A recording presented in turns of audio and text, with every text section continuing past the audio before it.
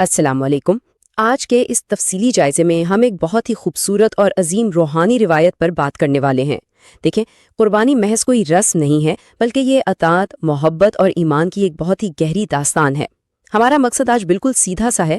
ہم اس کے روحانی پہلوؤں کے ساتھ ساتھ اس کے عملی احکام کو بھی سمجھیں گے، تاکہ ہم سب پورے یقین اور دلی سکون کے ساتھ اس فریضے کو ادا کر سکیں۔ ویڈیو شروع کرنے سے پہلے آپ سے ایک چھوٹی سی گزارش ہے۔ اگر آپ کو یہ ویڈیو پسند آئے تو پلیز اسے لائک ضرور کریں اور اپنے دوستوں اور فیملی کے ساتھ شیئر کریں تاکہ یہ پیاری باتیں اور اچھی معلومات زیادہ لوگوں تک پہنچ سکیں۔ نیچے کامنٹ کر کے ہمیں اپنی رائے ضرور بتائیں، کیونکہ آپ کی پیاری کامنٹس ہمیں اور محنت کرنے کا حوصلہ دیتے ہیں۔ اور اگر آپ اسلام میں ایک دل کو سکون دینے والی اور سیکھ سے بھری ویڈیوز دیکھنا پسند کرتے ہیں تو ہماری چینل اہل ایمان آفیشیل کو سبسکرائب کر لیجئے۔ ساتھ ہی بیل آئیکن کو پریس کرنا مت بھولیے تاکہ ہر نئی ویڈیو سب سے پہلے آپ تک پہنچ سکے۔ تو چلیے اب پیار اور دعاؤں کے ساتھ ویڈیو کو شروع کرتے ہیں۔ ذرا اس انتہائی خوبصورت اور گہری حدیث پر غور کریں۔ رسول اللہ صلی اللہ علیہ وسلم نے ارشاد فرمایا کہ عید الاضحیٰ کے دن اللہ پاک کے نزدیک قربانی کا خون بہانے سے زیادہ کوئی اور نیک عمل محبوب نہیں ہے۔ اور اس میں سب سے زیادہ جذباتی بات جانتے ہیں کیا ہے؟ وہ یہ کہ یہ خون زمین پر گرنے سے پہلے ہی اللہ کے ہاں قبولیت کا درجہ پا لیتا ہے۔ اسی لیے تو فرمایا گیا ہے کہ اسے پورے دل کی خوشی اور رضامندی کے ساتھ کیا جائے۔ سبحان اللہ، کتنی بڑی بات ہے۔ تو چلیں جلدی سے دیکھ لیتے ہیں کہ آج ہم کن کن چیزوں پر بات کریں گے۔ ہم قربانی کی عظیم فضیلت، یہ کس پر واجب ہے، نصاب کی اہم شرائط اور آخر میں جائز جانوروں کے بارے میں جانیں گے۔ یہ سب چیزیں ایک دوسرے سے گہرائی میں جڑی ہوئی ہیں۔ تو سب سے پہلے بات کرتے ہیں ہماری پہلی کڑی کی، یعنی قربانی کی عظیم فضیلت۔ احکام سے پہلے اس کا روحانی انعام سمجھنا ہم سب کے لیے بہت ضروری ہے۔ اور یہ چیز کتنی شاندار طریقے سے واضح کرتی ہے کہ قربانی صرف ایک دنیاوی کام نہیں ہے، بلکہ سچی بات تو یہ ہے کہ یہ روز قیامت کے لیے ایک حقیقی سرمایہ کاری ہے۔ ذرا تصور کریں، عید الاضحیٰ کے دن یہ سب سے زیادہ پسندیدہ عمل ہے، اور آپ کا قربانی کا جانور روز محشر اپنے بالوں، سینگوں اور کھروں کے ساتھ بالکل اسی حالت میں ایک گواہ بن کر حاضر ہوگا۔ اور جیسا کہ ہم نے ابھی ذکر کیا، اللہ کی بارگاہ میں اس کی قبولیت زمین پر خون گرنے سے پہلے ہی ہو جاتی ہے۔ یہ واقعی ایک حیرت انگیز فضیلت ہے۔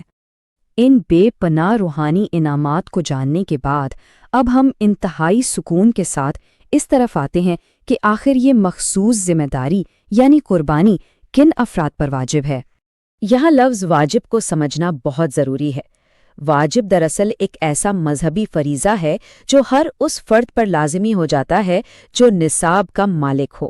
یعنی یہ کوئی آپ کی مرضی یا ثوابدید پر چھوڑا گیا اختیاری عمل نہیں ہے، بلکہ جیسے ہی آپ مالی معیار پر پورا اترتے ہیں تو یہ ایک حتمی ذمہ داری بن جاتا ہے جسے پورا کرنا ہر حال میں ضروری ہے۔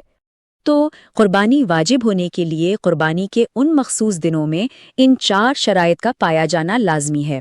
پہلا، یہ کہ وہ شخص مسلمان ہو۔ دوسرا، وہ نصاب کا مالک ہو۔ تیسرا، وہ مقیم ہو یعنی شرعی لحاظ سے وہ مسافر نہ ہو۔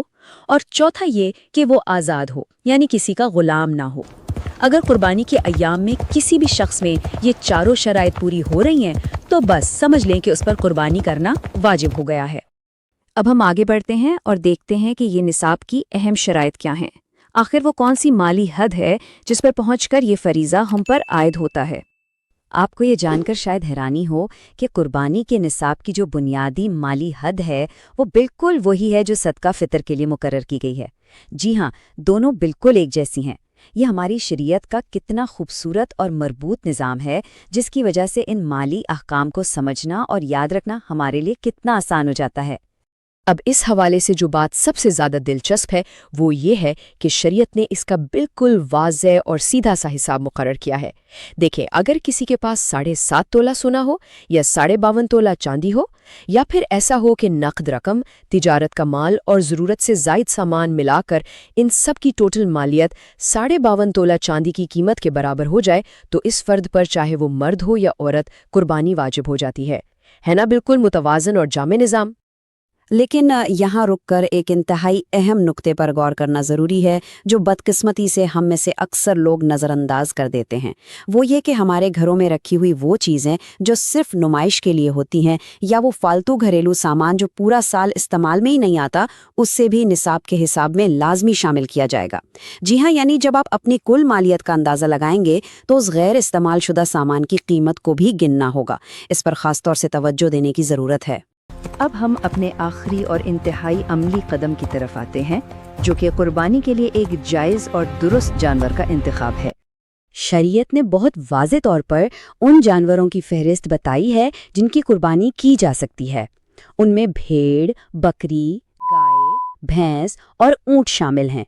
और हाँ, एक और बात बिल्कुल वाज़े रहे कि इन तमाम अक़साम के अंदर नर और मादा दोनों की कुर्बानी शरीयत में पूरी तरह जायज़ और कबूल है, इसमें कोई तफरीक नहीं है।